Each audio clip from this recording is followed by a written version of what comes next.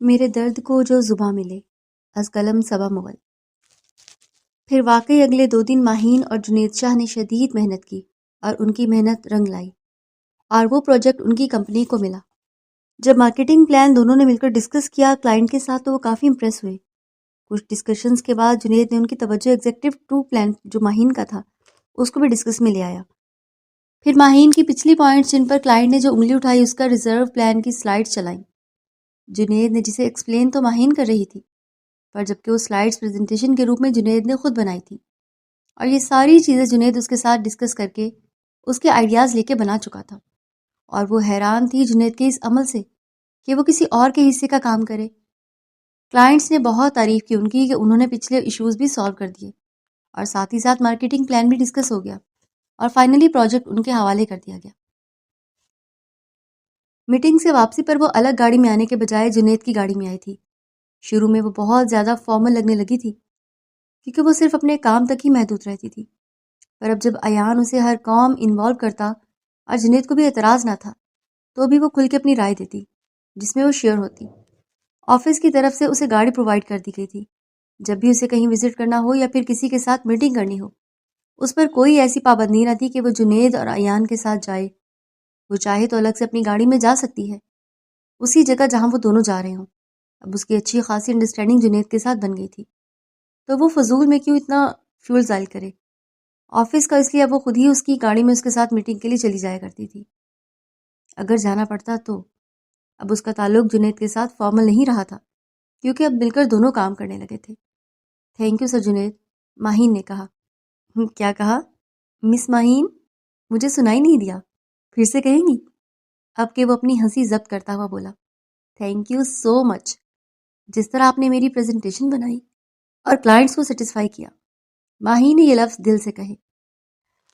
ویسے اتنا فارمل ہونے کی ضرورت نہیں ہے، تم ہمیشہ میری اتنی ہیلپ کرتی ہو، تب میں تو اتنا تھینکس نہیں کہتا، اور آئندہ مجھے تھینکس کہنے کی ضرورت نہیں ہے، جنید نے مسکرا کر کہا اور اپنی نظر راستے پر مرکوز کر لی۔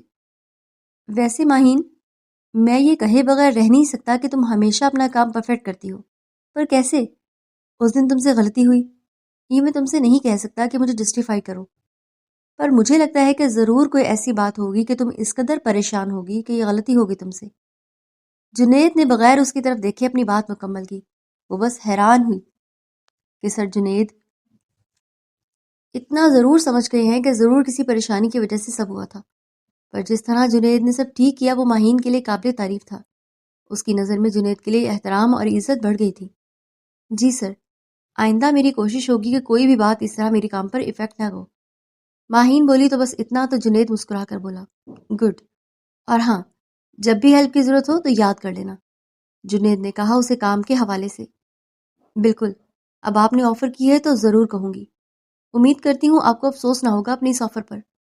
وہ نارمل لہجے میں بولتے بولتے آخر میں شرارتی انداز میں بات مکمل کی ماہین نے۔ I am sure about that, Junaid نے کہا۔ یوں ان کی باتوں میں ان کا سفر مکمل ہونے لگا۔ کیسے 2 ہفتے گزرے پتہ ہی نہیں چلا، اور آخر کار بیبی شاور کا دن آ گیا۔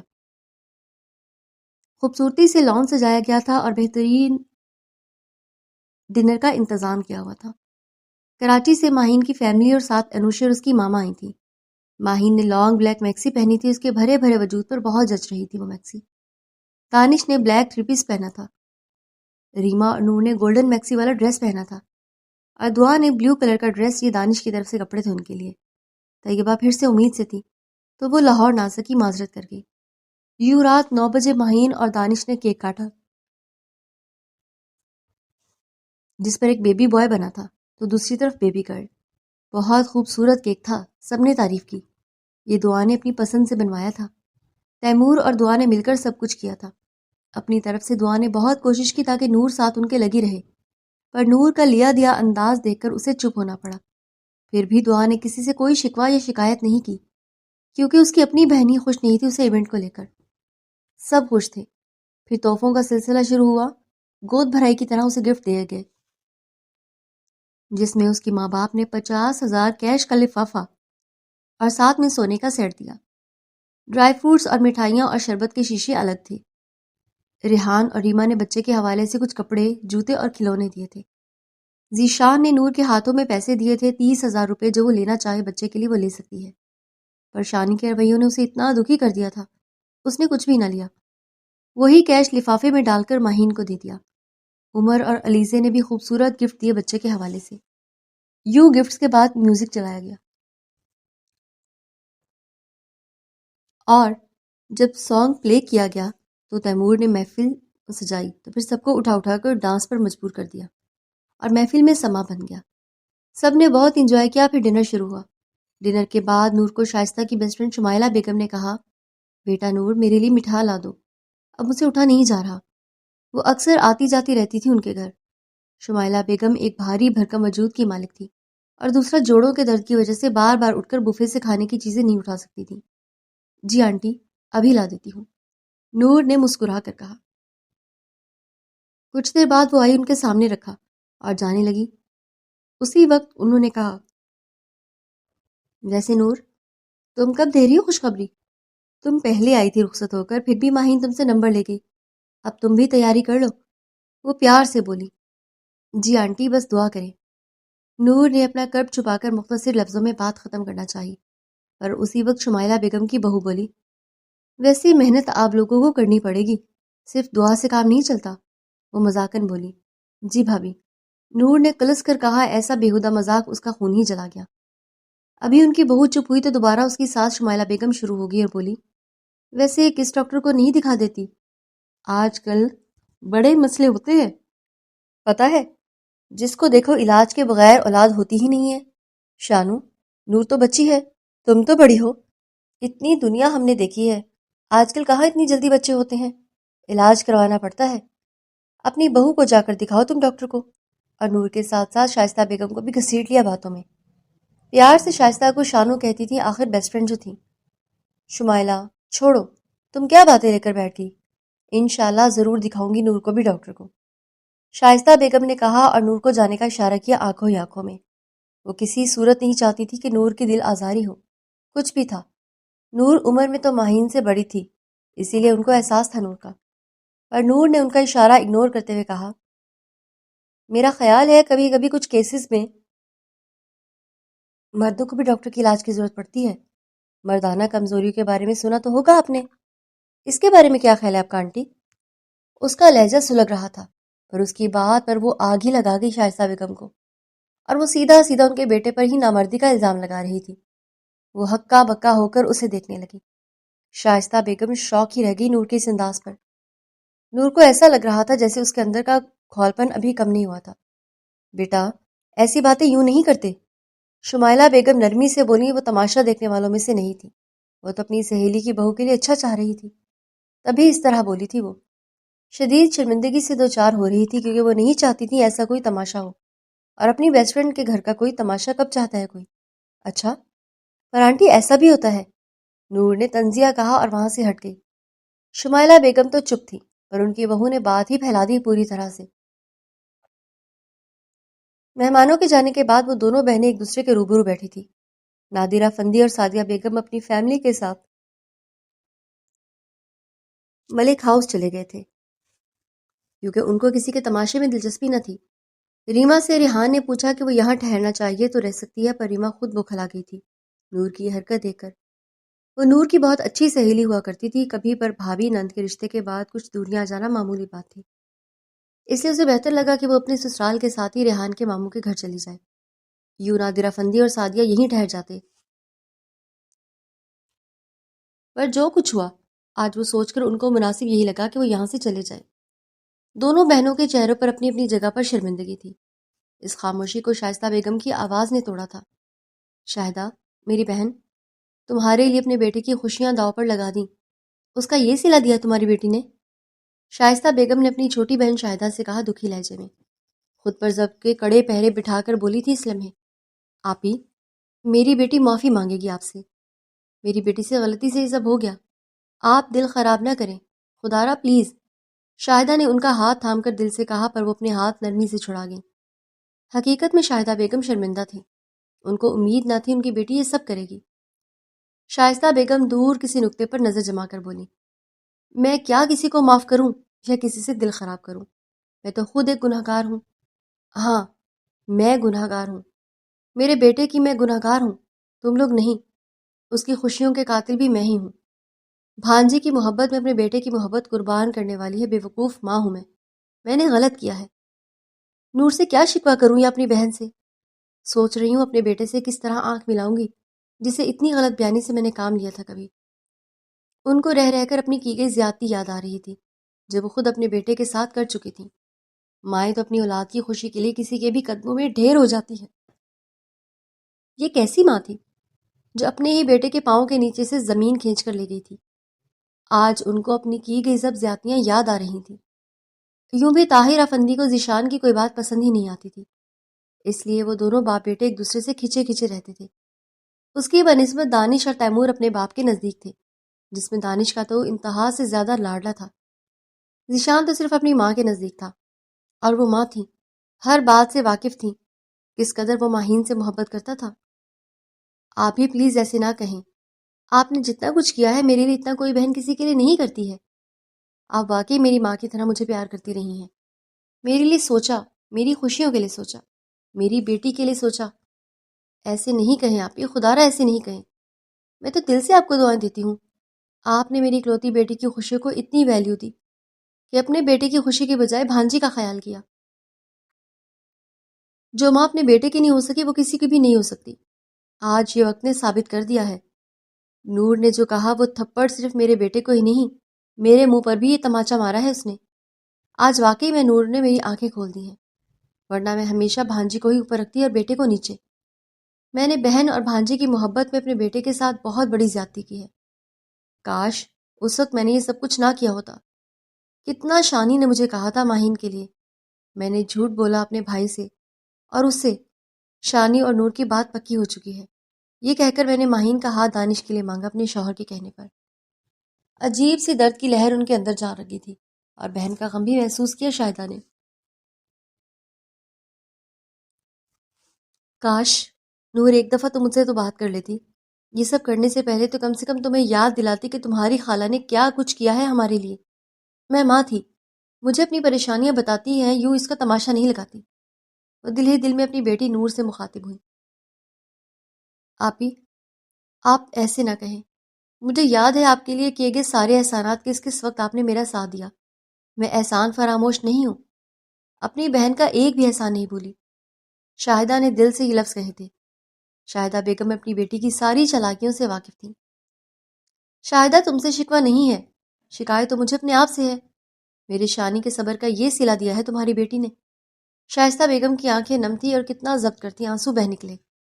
آپ ہی مجھے معاف کریں پلیز، میری بیٹی کے لیے اتنا دل نہ خراب کرے، شاہدہ بیگم نے کہا۔ ایک دفعہ نور مجھے ساس نہ صحیح خالہ سمجھ کر تو بتاتی، میں شانی سے بات کرتی، پر نہیں، شاید تمہاری بیٹی ہمیشہ سے اپنی منمانیاں کرتی آئی ہے۔ جب تمہارا دل چاہا تم اپنی بیٹی کو 5-6 مہینے اپنے پاس لے گئی، ہم نے سوال نہیں کیا۔ پھر چند دن آ کر پھر تمہاری بیٹی چلی گئی، میں نے کبھی سوال نہیں کیا کہ تمہاری تنہائی کا سوچ کر میرے بیٹے نے صبر کیا۔ تمہارے سامنے ہی کیا کبھی ماہین نے تم نے اس طرح کراچی جاتے ہوئے دیکھا ہے؟ اس نے کراچی صرف شادی کے بعد ایک دفعہ ہی پیر رکھا ہے، وہ بھی اپنے شوہر کے ساتھ ہو کر آ گئی۔ جو کہتے ہیں وہ مان جاتی ہے، کسی بات پر اعتراض نہیں کرتی۔ وہ بھی نور کی طرح ہماری اپنی ہے، پر کتنا فرق ہے ان دونوں میں۔ ہمیشہ طاہر صاحب سعدیہ بھابھی پر انگلی اٹھاتے آئے ہیں، پر یقین مانو نادر اور سعدیہ کی تربیت لاجواب ہے۔ پھر چاہے ماہین کو دیکھو یا طیبہ کو، دونوں اپنے گھروں میں خوش رہتی ہیں۔ شائستہ نے پہلی دفعہ اعتراف کیا کھل کر۔ شاہدہ بیگم ندامت سے سر جھکا گئی۔ تمہاری بیوی نے کمال کر دیا ذیشان، اس طرح کمرے کی باتیں باہر کرنا کہاں کی عقل مندی ہے؟ دانش نے شانی کے کندھے پر ہاتھ رکھ کر کہا، جیسے اسے سمجھانا چاہ رہا ہو کہ بیوی کو کیسے رکھا جاتا ہے۔ کچھ تمسخر سی ہنسی بھی آئی تھی ہونٹوں پر، جسے کمال مہارت سے وہ چھپا گیا، کیونکہ حقیقت میں اسے ہنسی ہی آئی تھی، یہ سوچ کر کہ اس کا بھائی اپنی بیوی پر قابو نہیں پا سکتا تھا۔ بھائی، کچھ غلط تو نہیں کہتی ہوگی میری بیوی؟ بیوی سے بہتر یہ سب باتیں کون بتا سکتا ہے اپنے شوہر کے متعلق؟ جتنا سکون سے ذیشان نے کہا تھا، دانش تصور بھی نہیں کر سکتا تھا کہ اب بھی اس کا چھوٹا بھائی اتنا پرسکون کیسے ہے۔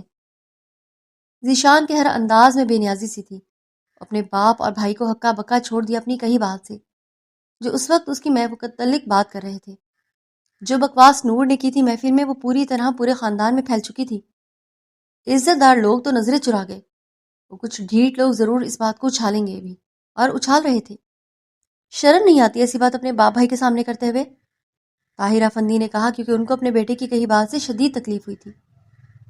جب میری بیوی کو شرم و لحاظ نہیں آیا تو اب مجھے کہاں سے آئے گا؟ وہ عورت ہو کر شرم کے سارے پردے گرا گئی، تو پھر مردوں سے شرم کی کسی کو امید نہیں لگانی چاہیے۔ ذیشان کا لہجہ اب بھی نارمل تھا، یہ سب کہتے ہوئے بھی اسے ذرا سا بھی طیش نہ آیا تھا۔ دانش اس کے سیلف کنٹرول سے کافی متاثر ہوا۔ تم انتہائی بدلحاظ ہو، باپ نے بیٹے سے کہا۔ اور کچھ یا اب جاؤں؟ ذیشان نے پوچھا۔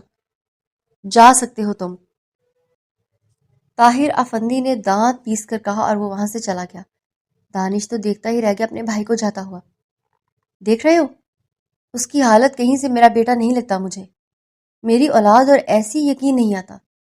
وہ لڑکی اسے نامرد بول رہی ہے، یہ پھر بھی اسے صحیح کہہ رہا ہے۔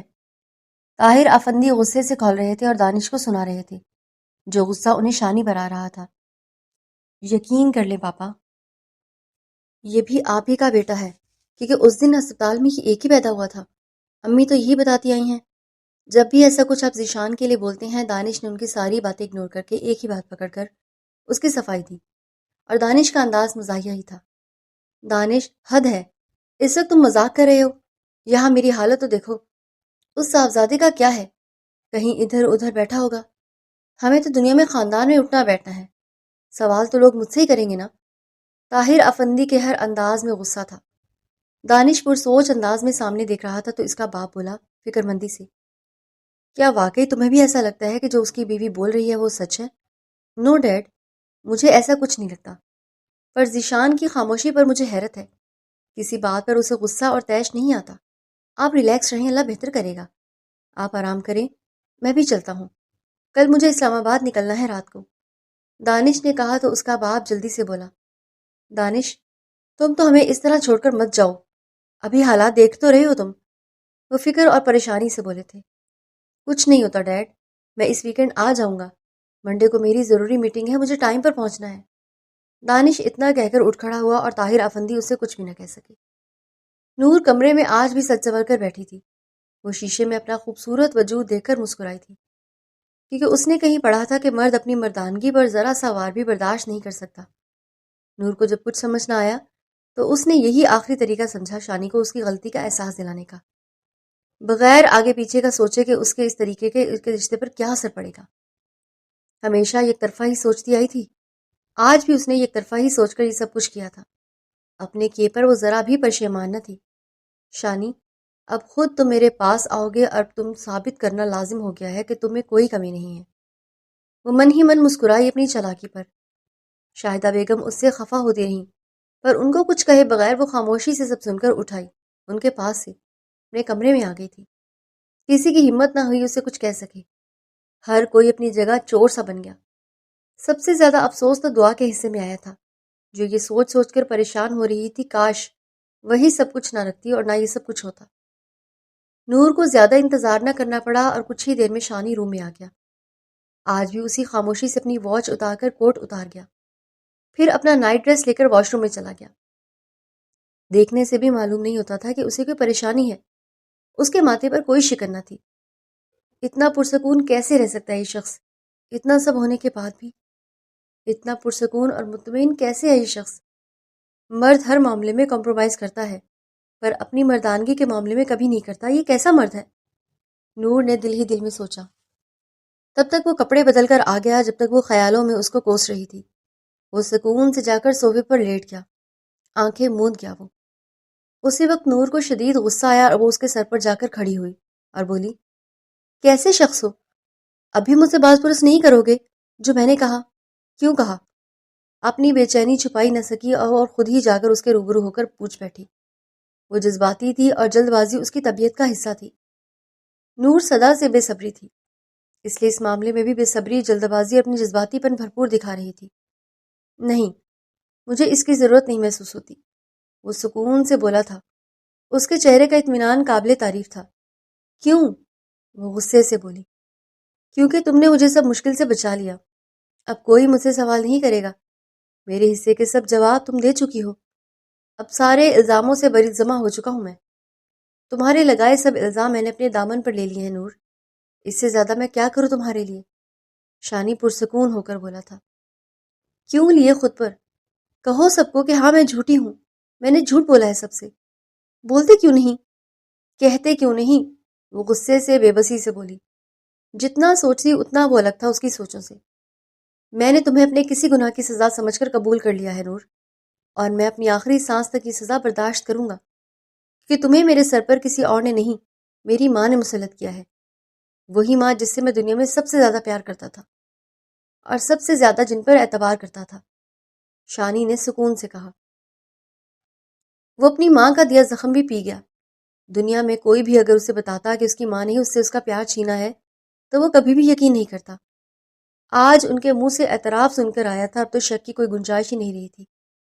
ماں جیسی ہستی پر اعتبار نہ رہا، اس سے بڑا درد، اس سے بڑا زخم بھی کیا ہوگا بھلا؟ تم کیا چاہتے ہو؟ میں تمہیں چھوڑ کر چلی جاؤں؟ علیحدگی اختیار کروں؟ صاف کہو تم کہنا کیا چاہتے ہو؟ نور چیخ چیخ کر بولی۔ میں کسی سے بھی کچھ بھی کہنے کے قابل رہا ہی نہیں ہوں۔ جس کی اپنی ماں اس کی دشمن ہونا، اسے کسی اور سے کوئی امید لگانے کی ضرورت ہی نہیں ہے۔ نور، مجھے تم سے کوئی امید نہیں ہے، جو تم چاہو کرو یا کرتی رہو۔ وہ شانی کے کہے لفظوں پر ساکت ہوئی تھی، کیونکہ وہ اچھی طرح سمجھ رہی تھی کہ اس کا اشارہ کس طرف ہے۔ اس حقیقت سے نور کو کوئی انکار نہ تھا کہ شانی کی ماں نے اپنی بہن اور بھانجی کی خوشیوں پر فوقیت دی تھی اپنے بیٹے کے اوپر۔ شانی، کیوں ہو تم اتنے بزدل؟ کیوں ایسے سزا دے رہے ہو مجھے؟ میں اپنی آگ میں جلتی رہوں؟ ایسی سزا کیوں دیتے ہو مجھے؟ مار دو، چھوڑ دو، ایک ہی بار میں میرا فیصلہ کر دو۔ نور شدت سے بولی تھی۔ صرف ایک سوال کا مجھے جواب دے دو۔ نور، تم لوگوں کو کیا ملا یہ سب کچھ کر کے، مجھے زبردستی حاصل کر کے؟ تم بتاؤ تمہیں کیا ملا؟ تمہیں مجھے حاصل کرنا تھا، تم نے حاصل کر لیا۔ زبردستی سے ہم صرف کسی کا نام ہی حاصل کر سکتے ہیں اور کچھ نہیں۔ ذیشان کے لفظوں نے اس کے دل و دماغ کو جھنجھوڑ کر رکھ دیا تھا۔ دیکھو کیا ملا ہے مجھے تمہیں حاصل کر کے۔ خالی ہاتھ خالی دامن ہوں میں، مجھے کچھ نہیں ملا شانی، میں تپتے صحرا میں کھڑی ہوں، خالی دامن خالی ہاتھ لیے۔ نور سسکی تھی اپنے خالی ہاتھ اس کے سامنے کر کے۔ پھر ذرا ایک نظر مجھے دیکھو اور مجھے اور بتاؤ میں کیسا لگتا ہوں تمہیں؟ اس کی آنکھوں میں آنکھیں ڈال کر پوچھ رہا تھا۔ وہ بغیر کچھ کہے اسے تکتی رہی اور دل ہی دل میں اعتراف کیا اور خود سے بولی، جہاں سے بھی دیکھتی ہوں تمہیں تو صرف ماہین کی شانی لگتے ہو، جو کبھی نور کا نہیں ہو سکتا۔ میں نہیں جانتی کہ تمہاری کیا مجبوریاں ہیں، تم مجھے چھوڑ نہیں سکتے، پر شانی میں تھک گئی ہوں۔ یہ تنہا سفر کر کر کے تم نہیں چھوڑ سکتے تو کیا ہوا، میں تمہیں چھوڑ سکتی ہوں اور میں تمہیں چھوڑ دوں گی۔ نور اتنا سوچ کر اٹھ کھڑی ہوئی اور خاموشی سے جا کر بیڈ پر لیٹ گئی۔ اس نے ذیشان کے سوال کا جواب من ہی من میں دیا تھا، پر اس کا یوں اٹھ جانا خاموشی سے شانی کو حیران کر گیا۔ یہ رات دونوں پر بھاری گزری تھی۔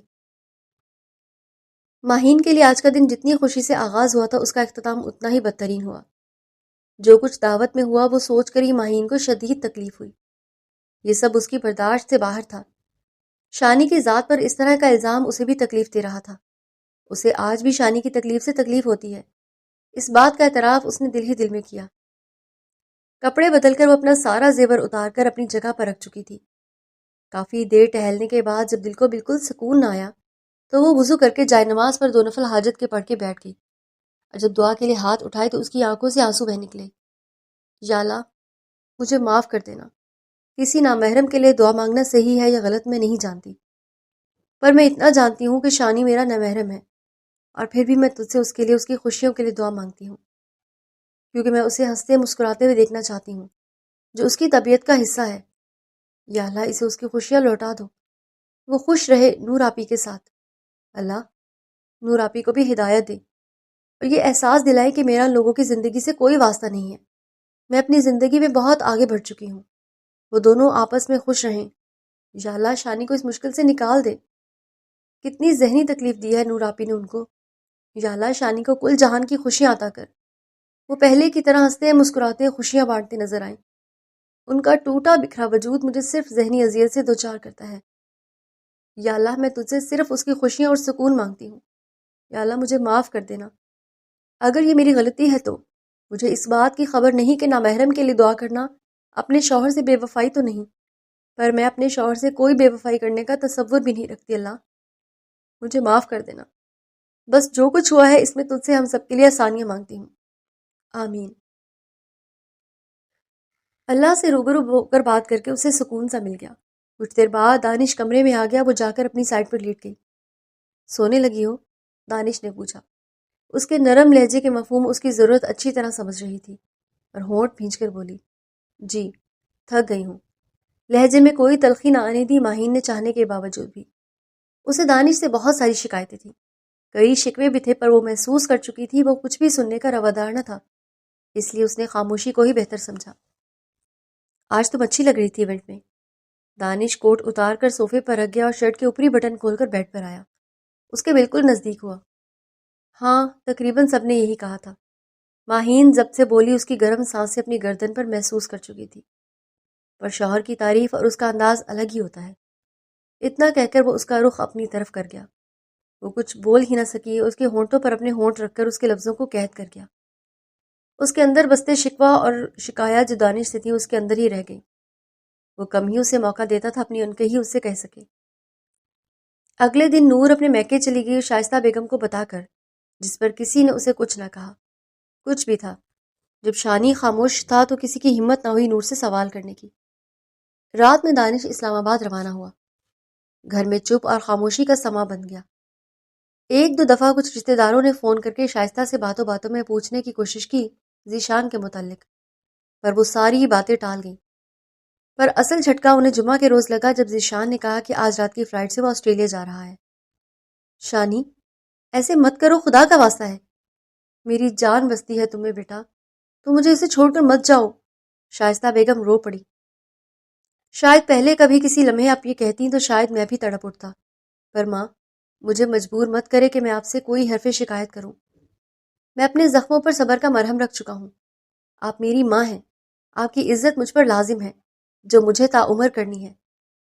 شانی کے ہر ایک لفظ کا مطلب اچھی طرح سمجھ گئی۔ مجھے معاف کر دو میری جان، میں نے بہت غلط کیا تمہارے ساتھ، شائستہ بیگم نے تڑپ کر کہا۔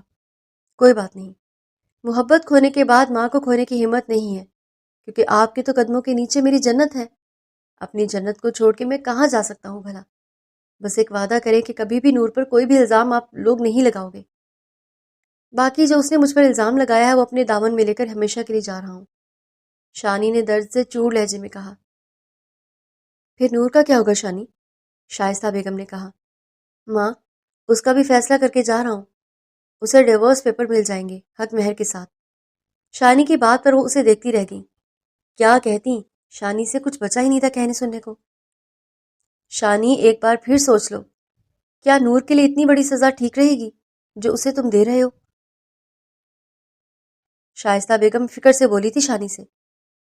امی، کبھی کبھی جو سزا ہمیں لگتی ہے ایک وقت آتا ہے ہمیں پتہ چلتا ہے کہ وہ سزا نہیں ہوتی، یہ تو اچھا وقت کبھی نہیں آتا۔ شانی نے ان کے ہاتھ پر ہاتھ رکھ کر تسلی آمیز لہجے میں کہا۔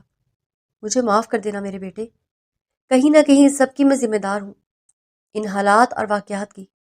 شائستہ بیگم نے اعتراف کیا دل سے جو حقیقت میں تھی ایک طرح سے۔ وہ اٹھ کھڑا ہوا اور بولا، ابھی خالہ کی طرف بھی جانا ہے۔ شانی کی بات پر شائستہ بیگم حیران ہوئی، اسے جاتا ہوا دیکھتی رہ گئی۔ ان کی ہمت نہ ہوئی یہ پوچھنے کی، کیا کرو گے وہاں جا کر؟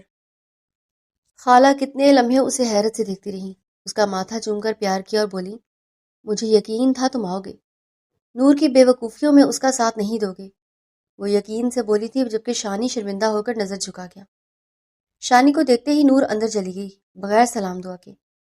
شانی کی ہمت نہ ہوئی فی الحال ان سے کچھ کہنے کی، اس لیے ان سے اجازت لے کر نور سے ملنے کے لیے اس کے کمرے کی طرف بڑھا اور نوک کیا دروازے پر، پھر اندر گیا۔ نور کھڑکی کے پاس کھڑی تھی اور پھر اپنے گھر کے لان پر نظر جمائے ہوئے تھی۔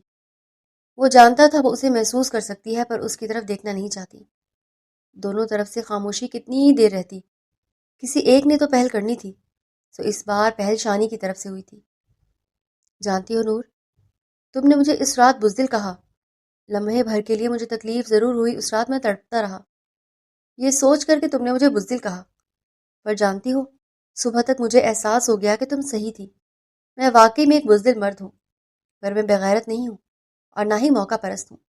بغیرت ہوتا تو دل میں کسی کو بسا کر تمہارے ساتھ اپنے لمحے خوبصورت بناتا، اور دوسری طرف یہ بھی دعویٰ کرتا کہ تم میری محبت نہیں ہو، اور تمہیں ذہنی اور جسمانی اذیت دونوں سے گزارتا۔ تم سوچو، وہ مرد کیا مرد کہلاتا ہو جو اپنی مردانگی کے ذام میں صرف ایک عورت کو ضرورت کا سامان بنا کر رکھتے۔ نور، میں یہ نہیں کر پایا، سچ میں میرے لیے ممکن نہیں تھا ایسا بننا۔ نور، میں نے بہت سوچا کہ اس مرد سے تو میرا بزدل ہونا ہی بہتر ہے۔ جانتا ہوں اس رشتے میں کچھ غلطیاں تم نے کی ہیں، تو یہیں پہ بہت جگہوں پر میں بھی غلط ہوں۔ میں اعتراف کرتا ہوں اپنی غلطیوں کا، اس لیے بزدل بن کر یہاں سے بھاگ نہیں رہا۔ تمہیں بتا کے جا رہا ہوں کہ میں آسٹریلیا جا رہا ہوں۔ اور ایک بات اور واضح کر دوں، شاید میں ویسے ہی چلا جاتا تمہیں بغیر بتائے، سولی پر لٹکا کے، پر جانتی ہوں اس رات تم نے جو نہیں کہا تھا وہ بھی میں سمجھ گیا تھا۔ وہ کیوں، وہ مجھے نہیں پتا۔ اس رات تم نے فیصلہ کر کے ہی سکون سے سوئی تھی کہ مجھ سے الگ ہونے کا، اور پھر واقعی خالہ امی نے تصدیق کر دی جو تم پچھلے کئی دنوں سے کر رہی تھی۔ اس لیے بہت سوچنے کے بعد میں نے سوچا، چلو یہ بزدل مرد جاتے جاتے تھوڑی تو ہمت کر کے تمہیں تو خدا سے لے کر اپنی رسوائی کا داغ لو۔ اس سے بہتر ہے میں تمہیں طلاق دے کر یہ داغ بھی اپنے اوپر لے کر چلا جاتا ہوں۔ وہ آج اپنے دل کی ہر بات واضح کر دینا چاہتا تھا، کیونکہ شاید پھر کبھی زندگی اسے موقع نہ دے یہ سب کہنے کا جس کی آج وہ ہمت کر پایا تھا۔ نور اسے حیرت سے سنتی رہی اور بولی، تو بس اتنا۔ ایک بات شانی تمہاری بہت اچھی ہے، تم اپنا ہر احساس اور جذبات کھل کر کہہ دیتے ہو، اور اگر کہیں اپنی غلطی محسوس کرتے ہو تو اسے مان بھی لیتے ہو۔ شانی اسے بغور سن رہا تھا، اپنے پاؤں پر نظریں جمائے کچھ لمحوں کی خاموشی کے بعد وہ دوبارہ بولی، واقعی میں یہ بہت اچھا رہے گا کہ ہم دونوں الگ ہو جائیں، کیونکہ اب مجھے اچھی طرح احساس ہو گیا ہے کہ ہم ایک ساتھ نہیں رہ سکتے۔ اور یہ بھی سچ ہے کہ اس رات میں یہی فیصلہ کر کے پرسکون ہوئی تھی، اور یہاں پر پچھلے کچھ دنوں میں امی کو سمجھانے کی کوشش کر رہی تھی، پر وہ میری کسی طرح اس معاملے پر راضی نہیں ہو رہی تھی اور میرے فیصلے پر مسلسل اعتراض کر رہی تھی۔ تم امی کا مت سوچنا، ان کو سمجھانا میرا کام ہے، نور نے سکون سے کہا۔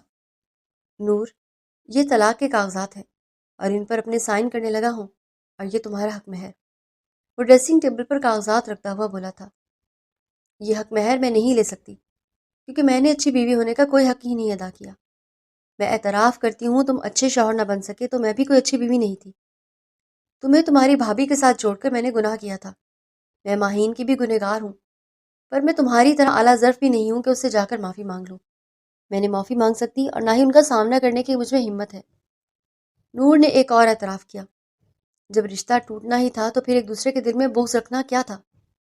آج سارے اعترافات ضروری بھی تھے۔ نور، جتنا برا تم نے کیا پھر بھی ایک شوہر کی حیثیت سے پوچھ رہا ہوں، تم مطمئن ہو اپنے اس فیصلے پر؟ شانی نے پوچھا۔ ہاں، میں راضی ہوں، اور یہ تمہارا آخری احسان ہوگا مجھ پر کہ طلاق دے کر مجھے اس بوجھ سے آزاد کر رہے ہو۔ نور کا لہجہ دھیما پر مضبوط تھا۔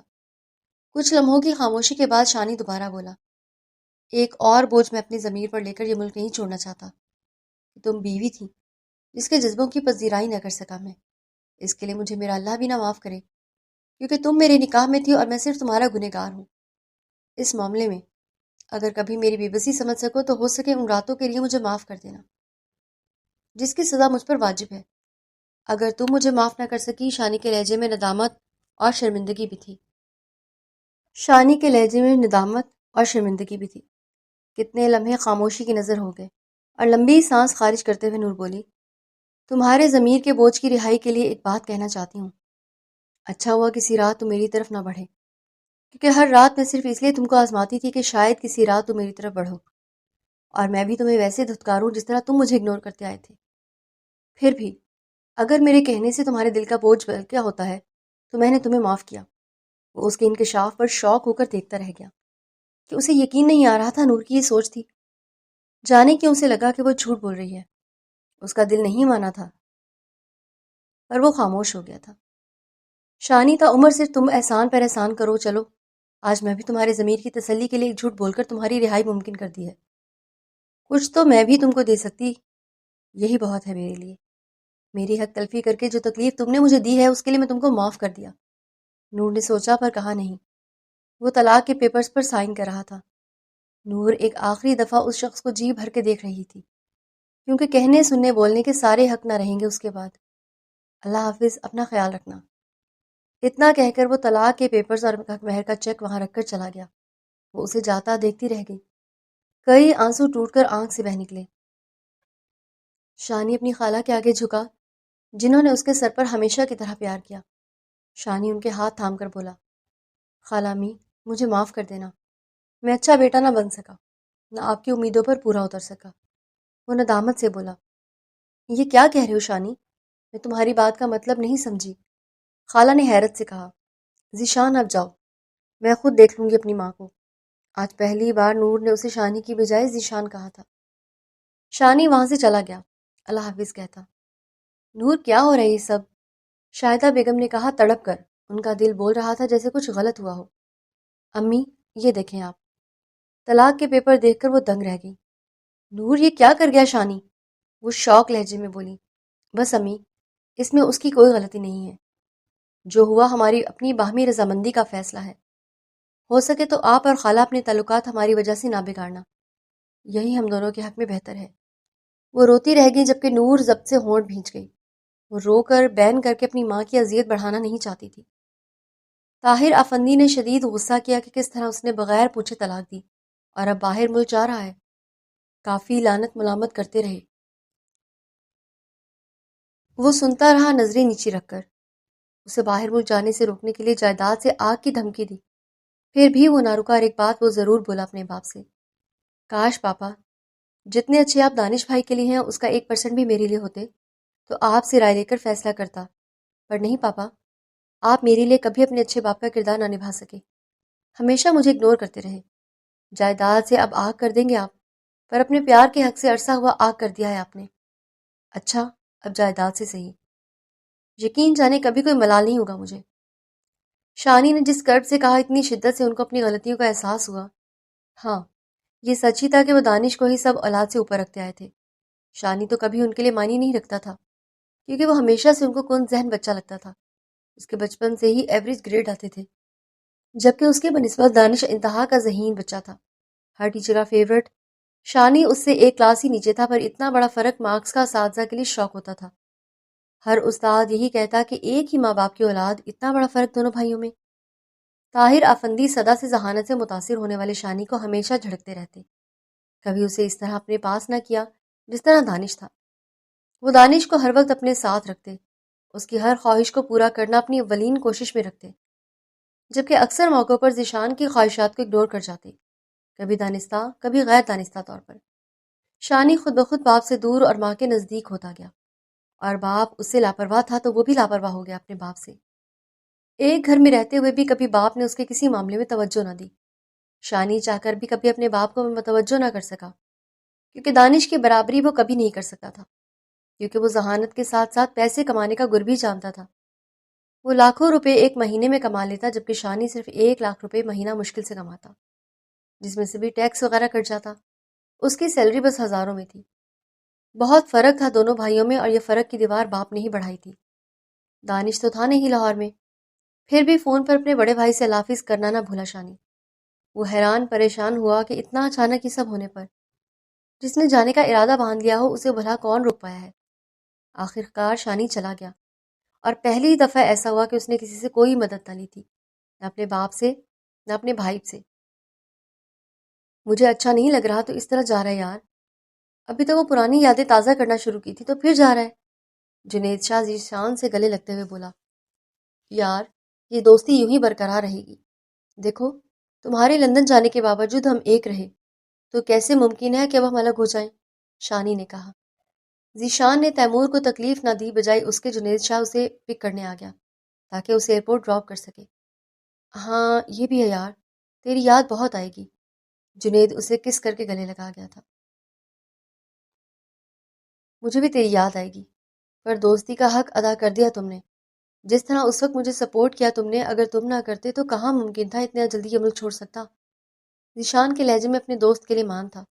یار تیرے لیے کچھ بھی، یہ اتنی بڑی بات نہیں ہے میرے لیے۔ ایک بات یاد رکھنا، وہاں کوئی بھی ضرورت پڑے کال می اینی ٹائم، پہنچ جاؤں گا تیرے پاس، سمجھے؟ جنید شاہ اس کے کندھے پر اپنا بازو پھیلاتا ہوا بولا، پر تو نے ابھی تک نہیں بتایا کہ وہ لڑکی کیسی ہے، اب تک جس کے طلسم سے میرا یار ابھی تک نہیں نکلا۔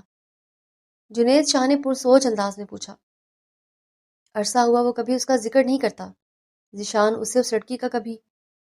خاموش اے دل بھری محفل میں چلانا نہیں اچھا، ادب پہلا کرینہ ہے محبت کے کرینوں میں سے۔ میں پہلے اس کی عزت کرتا ہوں پھر محبت. یار اس لیے اب تک اس کا ذکر زبان سے نہیں کرتا. شانی نے سکون سے کہا. واہ واہ، پاؤں کہاں ہیں تمہارے؟ چھو کر دعا لوں مرشد سائیں. ایسی انوکھی محبت نہ سنی نہ دیکھی. جنید نے مسکرا کر سچ میں اس کے پاؤں پر ہاتھ رکھ لیے. جنید آنکھ دبا کر مسکرا کر آخری لفظ کہے تھے. جا بچے جا، تجھے بھی عشق ہو جائے میری دعا ہے. جنید نے مستی کی تو پھر شانی کہاں پیچھے رہنے والا تھا. اس نے بھی شرارتی انداز میں اسے مذاق کی مذاق میں دعا دے دی. کسی کو کیا پتا تھا مذاق میں کہیں بات کب قبولیت کا درجہ اختیار کر جائے، کسی کو کیا پتا. پھر دونوں کس کے گلے لگے کیونکہ شانی کی بورڈنگ کا ٹائم ہو رہا تھا. اپنا خیال رکھنا، وہاں پہنچ کر میسج کرنا، مجھے فکر رہے گی تیری، جنید نے کہا جس پر وہ اسبات میں سر ہلا گیا. اللہ حافظ، دونوں نے ایک دوسرے سے کہا. ماہین کو انتہائی دکھ تھا جو کہ شانی اور نور کے رشتے کا انجام ہوا. وہ صرف دعا ہی کر سکتی تھی دونوں کے لیے، اور جو وہ بالکل کیا کرتی تھی. ابھی گھر والے شانی اور نور کے جھٹکے سے بمشکل سنبھلے تھے کہ چند دن ہی گزرے تھے کہ آفندی خاندان کے لیے ایک دکھ کی خبر آ ملی. زبیر آفندی کی بیوی کا انتقال ہو گیا، جو امید سے تھی. ڈیلیوری کے بعد 1 گھنٹے میں انتقال کر کے بالکل اچانک ہی، جس بات کی امید نہ تھی وہ ہو گیا. اس گھر کو شاید عورت کا وجود راس ہی نہیں تھا. پہلے زبیر کی ماں اس کی کم عمری میں چلی گئی. اب اس طرح زبیر کی بیوی بھی ایک بیٹا دے کر اپنے رب سے جا ملی. قسمت کے اس ستم ظریفی پر باپ بیٹا ٹوٹ چکے تھے. قادر افندی انوشے کے والد وہیں تھے لندن میں. اس مشکل وقت میں انہوں نے ہی سنبھال رکھا تھا بھائی اور بھتیجے کو. دانش بھی 15 دن بعد لندن روانہ ہوا کیونکہ اس کا پاسپورٹ بنا ہوا وہ کئی ملک جا چکا تھا، اس لیے آرام سے ویزا لگ گیا. اس مشکل وقت میں اس کے دوست کو ضرورت تھی اس لیے وہ گیا تھا لندن. وقت کا کام تھا گزرنا، سو گزر ہی رہا تھا. اب ماہین کا 8واں مہینہ شروع ہو چکا تھا. اس نے سوچ لیا تھا کہ 9 منتھ میں میٹرنٹی لیو لے لے گی. آج ہی دانش پہنچا تھا لندن سے، سیدھا یہاں آیا تھا. وہ اسلام آباد نہیں گیا تھا. رات سکون سے گزر گئی. اگلی صبح اتوار کا دن تھا. ہمیشہ کی طرح دانش جلدی اٹھ گیا جبکہ ماہین سستی سے بیڈ پر لیٹی رہی. ابھی 10 ہی بجے تھے. وہ تھوڑی دیر اور نیند لینا چاہتی تھی پر دانش کی فون کی چنگھاڑتی آواز پر وہ ڈسٹرب ہوئی تھی. ویسے حیران بھی ہوئی تھی کیونکہ اکثر وہ فون سائلنٹ پر رکھتا تھا سونے سے پہلے. آج جانے کیسے سائلنٹ پر نہ تھا. وہ نہ ہی اس کے پاس تھا. وہ کم موبائل ہی جان چھوڑتا تھا. ہر وقت اس کے پاس ہی رہتا تھا موبائل فون. ایک بار بج کر موبائل بند ہو گیا اور پھر سے بجنا شروع ہوا تو مجبوراً ماہین نے اٹھ کر دیکھا. آفتاب کالنگ لکھا تھا. یہ نام اکثر وہ دانش کے منہ سے سنتی آئی تھی. شاید اس کا بہت اچھا دوست اور جاب میں ساتھ ہی تھا. تیسری مرتبہ پھر کال آئی تو ماہین نے کال میوٹ پر کرنے کی بجائے ریسیو کر لی کیونکہ یوں تو ماہین کی نظر میں یہ سب ناپسندیدہ عمل تھا کہ کسی اور کی کال ریسیو کی جائے. پر ایمرجنسی کا سوچ کر ماہین نے کال اٹھائی تھی، ورنہ یہ عادت اس کی کبھی نہ تھی کہ وہ دانش کے موبائل پر نظر بھی رکھے کس کی کال آ رہی ہے، جا رہی ہے یا کس سے بات کر رہا ہے. ماہین کی یہ بالکل بھی عادت نہ تھی. لگتا تھا سامنے والا بے انتہا جلدی میں تھا، اسی لیے بغیر کچھ کہے کال ریسیو ہوتے ہی شروع ہو گیا اپنی کہنا. ہیلو یار دانش، نایاب بھابھی گر گئی ہیں، میں انہیں لے کر ہسپتال جا رہا ہوں. بچے ملازمہ کے پاس چھوڑ کر جا رہے ہیں، تم اسلام آباد پہنچنے کی کرو. نایاب بھابھی منع کر رہی تھی پر مجھے لگتا ہے یہاں تیرا ہونا ضروری ہے. ہیلو دانش، سن رہے ہو نا؟ میری آواز آ رہی ہے نا؟ سامنے والے نے کہا تو ماہین جو صدمے میں تھی، جس کے کان سائن سائن کر رہے تھے، وضد سے بولی. بے فکر رہیں، آپ کا میسج دانش کو مل جائے گا. آفتاب کو شوق لگا اس کی آواز سن کے. وہ سوچ بھی نہیں سکتا تھا کہ ایسا کچھ ہو جائے گا. وہ ماہین بھابھی، وہ کچھ کہتا اس سے پہلے کال کاٹ گئی ماہین کیونکہ جھوٹ کی کوئی گنجائش نہ رہی تھی. سارے لمحے آنکھوں کے آگے گردش کرنے لگے. جو دانش اس کے ساتھ کرتا آیا تھا، اپنے سارے خسارے یاد آنے لگے. جن باتوں پر کبھی اس نے توجہ نہ دی، ان ساری باتوں کے مفہوم سمجھ میں آنے لگے تھے. سارے شکوہ شکایات کی ڈوریاں سلجھتی چلی گئی تھی. سارے منظر واضح ہوتے چلے گئے. ستم تو یہ بھی ہے کہ ظالم زخم شناس نہیں، وہ ایک شخص جو مجھے کہا سے کیا بنا دیا گیا. دانش اپنے باپ کے ساتھ خوشگپیوں میں مصروف تھا. لاؤنج میں تقریباً سب لاؤنج میں موجود تھے. ماہین سرد تاثرات لیے دانش کے روبرو آ کھڑی ہوئی اور وہ اسے سوالیہ نظروں سے دیکھنے لگا. اس کی نظروں کا مفہوم بخوبی سمجھ رہی تھی. وہ پوچھنا چاہ رہا تھا کیا مسئلہ ہے. وہ ہونٹ بھینچ کر رہ گئی. دانش، آپ کا فون مسلسل بج رہا ہے. اس کے سرد تاثرات کا ایز یوزول اس نے خاص نوٹس نہ لیا اور بولا اچھا دو مجھے موبائل. اس کے سامنے ہاتھ پھیلا چکا تھا تاکہ اس کی ہتھیلی پر وہ موبائل رکھے. جبکہ ماہین نے اس کے ہاتھ میں دینے کی بجائے اس پر پھینک گئی موبائل جو اس کے سینے پر آ کر لگا تھا۔ سب حیران رہ گئے ماہین کے اس انداز پر۔ حیرت میں تو دانش بھی آ گیا تھا۔ وہ تصور بھی نہیں کر سکتا تھا کہ کبھی ماہین اس طرح کی کوئی بدتمیزی کر سکتی ہے۔ سب حیرت سے دیکھنے لگے ماہین کو اور سمجھنے کی کوشش کر رہے تھے یہ کیا ہو رہا ہے۔ یہ کون سا طریقہ ہے اپنے شوہر کو موبائل دینے کا؟ دانش نے دانت پیس کر کہا۔ یہ کیا ہے ماہین؟ طاہر افندی اور شائستہ بولے تھے ایک ساتھ۔ اب ایسے شوہر کو ایسے ہی دیا جاتا ہے، پوچھے ان سے کہ نایاب کون ہے۔ ماہین کی آنکھوں میں شعلوں کی سی لپک تھی۔ اب اچھی طرح دانش کو سمجھ میں آ گیا کہ اس کے اس رویے کا مطلب، اور جلدی سے اٹھ کر وہ بولا، کمرے میں چلو، ہم وہاں چل کر بات کرتے ہیں۔ دانش نے بمشکل اس کی اتنی بدتمیزی کو ہضم کرتے ہوئے نرم لہجے میں کہا تھا۔ شاید وہ اپنے گھر والوں کے سامنے اپنا تماشا بنانا نہیں چاہتا تھا۔ اب سے ساری باتیں کمرے سے باہر ہی ہوا کریں گی، کیونکہ ہمارا تعلق اب کمرے سے باہر والا ہو گیا ہے۔ ماہین نے سخت اور دو ٹوک لہجے میں بولی تھی۔ رہ رہ کے اس کو اپنی تذلیل کا ہر لمحہ یاد آنے لگا۔ کس طرح یہ شخص اسے دبا کر رکھتا آیا تھا۔ اسے اچھی طرح سمجھ میں آ گیا اس کے اسلام آباد جانے پر اس کے رویے کا بدلنا۔ ہر چیز کا مفہوم واضح ہو رہا تھا ماہین کی نظر میں۔ ماہین، بدتمیزی مت کرو، چلو کمرے میں تمہیں سب بتاتا ہوں۔ دانش نے سخت لہجے میں کہا آپ کے، پر ماہین سے جھٹک کر بولی، مجھے کچھ نہیں سننا اور نہ ہی کچھ سمجھنا ہے۔ میں جانتی ہوں جو میں نے سنا ہے وہ سچ ہے، صرف آپ کے منہ سے ایک بار سننا ہے۔ نایاب آپ کی بیوی ہے، آپ کے بچے بھی ہیں، اور یقیناً اسلام آباد میں رہتے ہوں گے آپ کے ساتھ۔ ماہین نے ایک ایک لفظ چبا کر کہا۔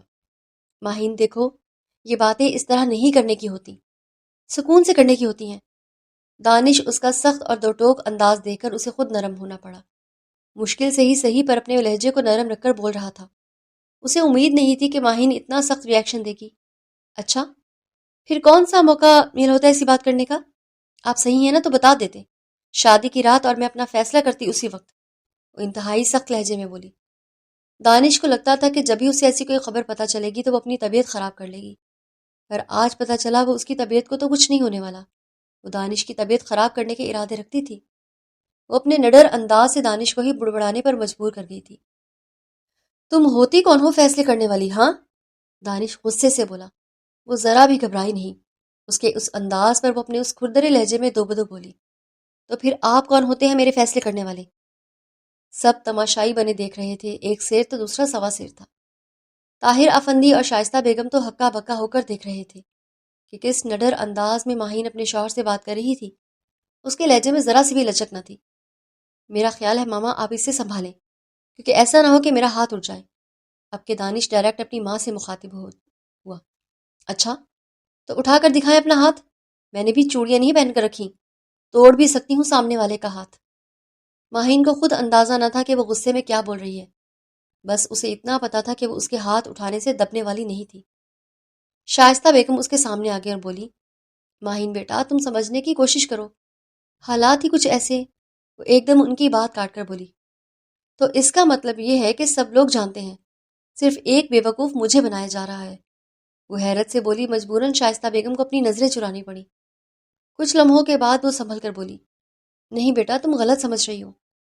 نہیں، آپ لوگوں کی شکلیں دیکھ کر میں خوب سمجھ گئی ہوں، اور ساتھ ظاہر ہے آپ ماں باپ بھی اس میں ملے ہوئے ہیں۔ ماہین نے دکھ اور افسوس سے کہا۔ شاید اسے امید تھی کہ اس کی طرح سے سب بے خبر ہیں، پر یہ اس کی بھول تھی، یہ اسے اندازہ ہو گیا تھا۔ اتنی دیر میں آفتاب کا ٹیکسٹ آ گیا جس میں واضح سچویشن بتائی تھی اس نے، جسے پڑھ کر وہ بولا ماہین سے، ماہین مجھے غصہ مت دلاؤ، نایاب کی طبیعت خراب ہے، فی الحال میں اسلام آباد جا رہا ہوں، واپس آ کر تم سے بات کروں گا۔ دانش لہجے کو نارمل کرتا بولا۔ وہ جو اس کے کندھے پر ہاتھ رکھے لگا تھا اس کا ہاتھ جھٹک کر بولی، مجھ سے بات کرنے کے لیے واپس آنے کی کوئی ضرورت نہیں ہے، 3 لفظ دے دیں یہی بہت ہے، کیونکہ مجھے آپ جیسے گھٹیا، دوغلے اور دھوکے باز انسان کے ساتھ نہیں رہنا۔ صاف اور سیدھی بات کر رہی ہوں، اور یہ غلط فہمی لے کر بالکل مت یہاں سے جائیے گا کہ میں یہاں بیٹھ کر آپ کا انتظار کروں گی کہ واپس آ کر مجھ سے بات کریں گے۔ اب ہماری کوئی بات نہیں ہوگی اس بارے میں۔ وہ دو ٹوک لہجے میں بولی تھی، پہلی دفعہ چاہ کر بھی طاہر افندی بھی نہ بول سکے، کیونکہ اتنا اچانک سب ہوا تھا اور اتنا شدید اس کا ریاکشن تھا۔ وہ بڑے ہونے کے باوجود اسے ٹوک کر خود سے بدتمیزی نہیں کرنے دینا چاہتے تھے۔ Are you out of your mind? بے وقوف ہو تم، کیا بکواس کر رہی ہو؟ اپنی حالت دیکھ رہی ہو؟ اس وقت تم ماں بننے والی ہو اور ایسی باتیں کر رہی ہو؟ دانش نے اس کا دھیان اس کے وجود میں پلتے اپنے بچے کی طرف کروایا۔ تو کیا آپ نے یہ سوچ رکھا تھا کہ میں ماں بن جاؤں گی تو یہ ساری چیزیں برداشت کر لوں گی؟ تو آپ کی بہت بڑی غلط فہمی ہے۔ میں فون کر چکی ہوں اپنے پیرنٹس کو، میں واپس جا رہی ہوں اور مجھ سے ملنے کی کوئی ضرورت نہیں ہے۔ ہاں، کاغذ بھیج دیں گے تو بڑی مہربانی ہوگی، ورنہ عدالت تک لے کر جاؤں گی، وہ سختی سے بولی۔ دانش نے بچے کا بھی احساس دلایا پر وہ ذرا نہ دبی، پھر بھی کیونکہ اس کا ذہن یہ سب قبول کرنے کو تیار ہی نہیں تھا۔ آج شائستہ بیگم کو احساس ہوا مردہ نہیں بولتا، پر جب مردہ بولتا ہے تو کفن پھاڑ کر ہی بولتا ہے۔ ماہین کو چپ اور خاموش دیکھنے والوں نے کب کہاں سوچا تھا کہ اس کا یہ بھی انداز دیکھیں گے۔ تمہارا دماغ خراب ہو گیا ہے بیٹا، تم اس طرح کیسے جذباتی ہو کر فیصلے کر سکتی ہو؟ شائستہ بیگم نے نرمی سے سمجھانا چاہا۔ ہاں واقعی بہت دیر کر دی یہ فیصلے کرنے میں، سب چیزیں سامنے تھیں، اس شخص کے سارے انداز بھی سامنے تھے، پر میں بے وقوف تھی، اس امید پر زندگی جی رہی تھی کہ بس ایک ہی بات ذہن میں تھی کہ شاید عمروں کا فرق ہے اس لیے ذہنی ملاپ نہیں ہو سکتا، اور بس وہی راستہ بنانے کی کوشش کر رہی تھی جس پر ہماری زندگی ہم آہنگی بن سکے۔ سب سے بڑی بے وقوفی کر رہی تھی، آج پتہ چلا کہ جن چیزوں کو میں نے عمروں کا فرق سمجھا وہ عمروں کا فرق نہیں تھا، وہ تو رشتوں کا تضاد تھا۔ وہ ٹوٹے بکھرے لہجے میں بولی تھی اپنی پھپھو سے، اس کی پھپھو بھی ساتھ تھی۔ ان لوگوں کے ماہین کو شدید صدمہ تھا اس بات کا۔ ماہین، اس وقت تم سوچنے سمجھنے کی صلاحیت کھو چکے ہو، اس لیے اس بے وقوفوں والی باتیں کر رہی ہو، انہوں نے سمجھانا چاہا۔ بھول ہے آپ کی، ماہین سنبھل کر بولی۔ وہ اپنا ٹوٹنا بکھرنا ان کے سامنے بالکل نہیں کرنا چاہتی تھی۔ کتنی شدید ذہنی اذیت سے وہ دوچار ہوئی تھی تھوڑے ہی وقت میں، ان لوگوں پر ظاہر قطعی نہیں کرنا چاہتی تھی۔ دانش وہاں سے جا چکا تھا کیونکہ اسے ضروری سامان لے کر فی الحال اس کا اسلام آباد پہنچنا ضروری تھا۔ اسے نایاب کی فکر تھی۔ کہاں جا رہی ہو تم؟ شائستہ بیگم نے کہا۔ اللہ کی زمین بڑی ہے، کہیں نہ کہیں جگہ مل ہی جائے گی۔ جب تک میرے ماں باپ نہیں آ جاتے پر اس گھر میں رہ کر تب تک خود کو ذلیل نہیں کروں گی، وہ خود اذیتی سے بولی تھی۔ دانش کا رویہ صاف بتا رہا تھا اس وقت اس کا سارا دھیان نایاب پر ہے۔ چند پل لگے ماہین کو سمجھنے میں کہ وہ اس کی محبت ہے۔ ابھی دانش گھر سے نکلنے والا تھا، اسی وقت عمر اور عاطف آئے تھے۔ چلو ماہین، وہ بغیر کسی سے مخاطب ہوئے بولے کیونکہ نادر افندی سے جس طرح ماہین نے سب بتایا اسے صاف ظاہر تھا وہ کچھ غلط نہ کر بیٹھے، اس لیے انہوں نے ہی عمر سے کہا تھا ماہین کو وہاں سے لے جائیں جب تک وہ نہیں پہنچتے لاہور۔ جی، وہ اٹھ کھڑی ہوئی، نہ اس کی آنکھ میں ایک آنسو تھا نہ ہی کوئی درد، بس ہونٹ ضبط سے بھیجے ہوئے تھے۔ دانش اسے جاتا دیکھتا رہ گیا۔ وہ واقعی میں نکل گئی گھر سے بغیر کسی سے کچھ کہے، وہ لڑکی جو ایک قدم بھی کسی سے پوچھے بغیر سسرال سے نہیں نکالتی تھی، وہ اس طرح جائے گی کسی نے سوچا بھی نہیں تھا۔